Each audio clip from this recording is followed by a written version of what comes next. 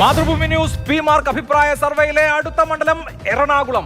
കണ്ണൂരിൽ നിന്ന് എറണാകുളത്തേക്ക് എന്ന് മാത്രമല്ല, കഴിഞ്ഞ തവണ നമ്മൾ ആദ്യഘട്ട സർവേയിൽ 15% ലീഡ് ഹൈബി ഈഡന് കൊടുത്ത മണ്ഡലമാണ് എറണാകുളം. അതിലെന്തെങ്കിലും മാറ്റം ഉണ്ടായിട്ടുണ്ടോ എന്നുള്ളതാണ് പ്രധാനമായി അറിയേണ്ടത്. കഴിഞ്ഞ തെരഞ്ഞെടുപ്പിൽ 1,69,000 വോട്ടിന് ഹൈബി ജയിച്ച മണ്ഡലം കഴിഞ്ഞ തവണ, അതായത് നമ്മുടെ ആദ്യഘട്ടം സർവേയിൽ അഭിലാഷ് പറഞ്ഞതുപോലെ 15% ഡിഫറൻസിൽ ഹൈബി ഈഡൻ മുന്നിലായിരുന്നു. അതെ, അത് കഴിഞ്ഞ് നമ്മൾ ആ സർവേ നടത്തിയത് മാർച്ച് 3 മുതൽ 17 വരെയുള്ള സാമ്പിളുകളിൽ നിന്നാണെങ്കിൽ ഇത് ഏപ്രിൽ 12 വരെയുള്ള സാമ്പിളുകളിൽ നിന്നാണ്. അതിനർത്ഥം ഏറ്റവും ലേറ്റസ്റ്റ് ആയി, അതായത് തെരഞ്ഞെടുപ്പ് പ്രചരണം അതിന്റെ മൂർധന്യത്തിൽ എത്തി നിൽക്കെ ആളുകളുടെ അഭിപ്രായം ശേഖരിച്ച് എത്തുന്ന നിഗമനം എന്ത് എന്നുള്ളത് വളരെ വളരെ പ്രസക്തമാണ് അഭിലാഷ്. അതിൽ തന്നെ ഒരു കാര്യം, ഷൈൻ ടീച്ചർക്ക് എന്ത് തരത്തിൽ ആ മണ്ഡലത്തിൽ ഒരു ഇമ്പാക്ട് ഉണ്ടാക്കാൻ പറ്റിയെന്നുള്ളത് വളരെ പ്രധാനമാണ്. ഇപ്പം ഇടതുപക്ഷത്തുള്ളവർ തന്നെ പറയുന്ന ഒരു കാര്യം, പി രാജീവ് നേടിയതിനേക്കാൾ വോട്ട് നേടാനും അതുപോലെ തന്നെ ഒരുപക്ഷെ ഹൈബി ഈഡനുമായിട്ടുള്ള ഗ്യാപ്പ് കുറയ്ക്കാനും, അതായത് മാർജിന്റെ ഗ്യാപ്പ് കുറയ്ക്കാനും പറ്റും, തൊട്ടടുത്തെത്താൻ പറ്റും എന്ന് പറയുന്നവരൊക്കെ ഉണ്ട്. പക്ഷേ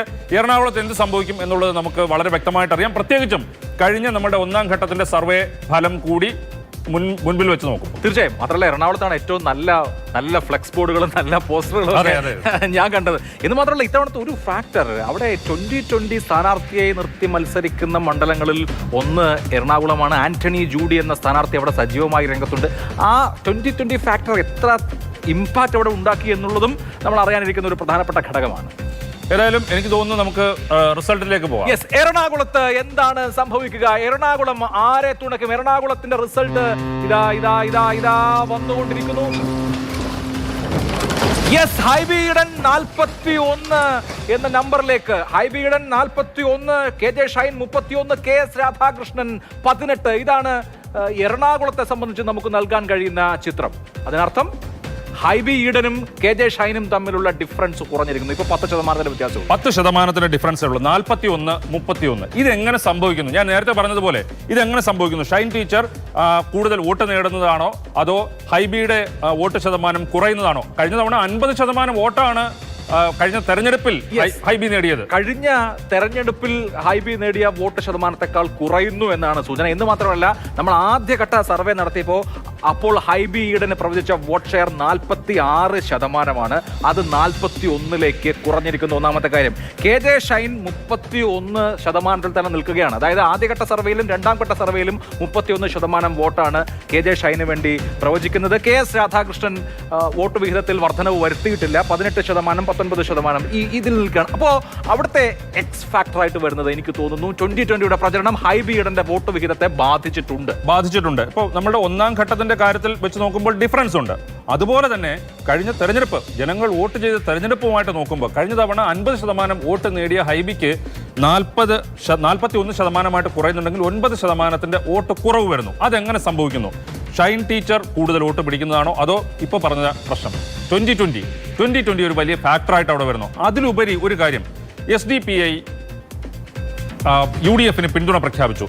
ഇത് കൂടുതൽ ക്രൈസ്തവ ഭൂരിപക്ഷമുള്ള അല്ലെങ്കിൽ ക്രൈസ്തവ സഭയ്ക്ക്, ക്രൈസ്തവ അംഗങ്ങൾക്ക്, സഭാംഗങ്ങൾക്ക് കൂടുതൽ ഒരു സ്വാധീനമുള്ള മണ്ഡലത്തിൽ വോട്ട് തിരിക്കുന്നുണ്ടോ അതോ UDFൽ നിന്ന് വോട്ട് മാറ്റുന്നുണ്ടോ? പ്രത്യേകിച്ചും കേരള സ്റ്റോറി പോലുള്ള വിവാദങ്ങളുടെ പശ്ചാത്തലത്തിൽ എന്നുള്ളതും പ്രധാനപ്പെട്ട പല ഘടകങ്ങൾ അതിനകത്ത് വർക്ക് ചെയ്യുന്നുണ്ട്. ഒരു കാര്യം നമ്മൾ ശ്രദ്ധിക്കേണ്ടത്, എറണാകുളം അങ്കമാലി അതിരൂപത വളരെ ശക്തമായി ഇസ്ലാമോഫോബിയക്കെതിരെ നിലപാടെടുക്കുന്ന ഒരു അതിരൂപതയാണ്. എറണാകുളം അങ്കമാലി അതിരൂപതയുടെ പരിധിയിൽ വരുന്ന മേഖലകളാണ് ഇതിൽ കൂടുതൽ എന്ന ഒരു ഘടകം അവിടെ നിൽക്കുന്നു. അതുകൊണ്ട് കേരള സ്റ്റോറി പോലെയുള്ള ഘടകങ്ങൾ ക്രൈസ്തവ വോട്ട് ഏകീകരണത്തിലേക്ക് നയിക്കാനുള്ള സാധ്യത കുറവാണ്.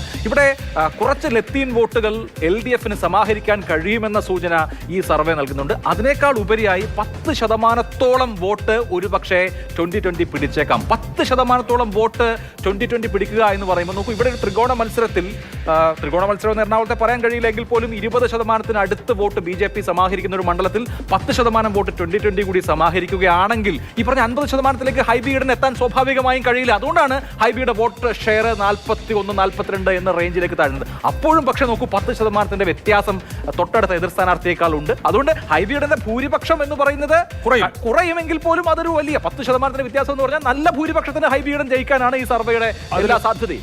അതിലുപരി അഭിലാഷ്, മറ്റൊരു കാര്യം, അവിടെ പലരുമായിട്ട് സംസാരിക്കുമ്പോൾ മനസ്സിലാക്കാൻ കഴിഞ്ഞ ഒരു കാര്യം, സ്ത്രീ വോട്ടർമാരിൽ ഷൈൻ ടീച്ചറുടെ സാന്നിധ്യം ഒരു ചലനം ഉണ്ടാക്കിയിട്ടുണ്ടോ എന്നുള്ളതാണ്. ഇതിനു മുൻപ് നമുക്കറിയാം, KV തോമസുമായി സിന്ധു ജോയ് ഏറ്റുമുട്ടുമ്പോൾ സിന്ധു ജോയി വിജയത്തിന് തൊട്ടടുത്ത് വരെ എത്തി. അതൊരു വലിയ, അത് അമ്പരപ്പിക്കുന്ന രീതിയിലുള്ള ഒരു റിസൾട്ടാണ് അന്ന് വന്നത്. തീർച്ചയായും. എന്തായാലും അതുകൊണ്ട് എറണാകുളത്തെ സംബന്ധിച്ച് ഈ റിസൾട്ടിനെ സംബന്ധിച്ച് വലിയ ആകാംക്ഷ ഇല്ല എങ്കിലും ഒന്നാമത്തെ സർവേയും രണ്ടാമത്തെ സർവേയും തമ്മിൽ കമ്പയർ ചെയ്താൽ, അല്ലെങ്കിൽ കഴിഞ്ഞ 2019 ലോക്സഭാ തെരഞ്ഞെടുപ്പും ഈ സർവേയും കമ്പയർ ചെയ്താൽ ഹൈബി ഈഡന്റെ വോട്ട് വിഹിതത്തിൽ വലിയ കുറവുണ്ടാകുന്നു എന്നുള്ളതാണ് നമ്മുടെ ഇന്നത്തെ ടേക്ക് അവേ. ഇടതുപക്ഷത്തിനും കുറവുണ്ടാകുന്നുണ്ട്, പക്ഷെ അത് നാമമാത്രമായ കുറവ് മാത്രം.